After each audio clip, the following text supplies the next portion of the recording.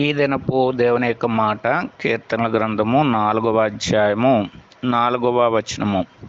భయము నొంది పాపము చేయకుడి. పాపము, మనుషుడి యొక్క పాపము మనుషుడికి ఎంతో నష్టము కలుగజేస్తుంది. పరిశుద్ధ గ్రంథము తెలియజేస్తుంది, నీ పాపము నిన్ను పట్టుకును అని వ్రాయబడి ఉంది.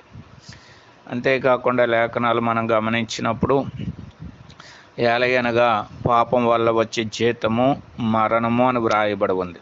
మరణం అంటే లోకంలో ప్రతి మనుషుడు మరణించే మరణము కాదు.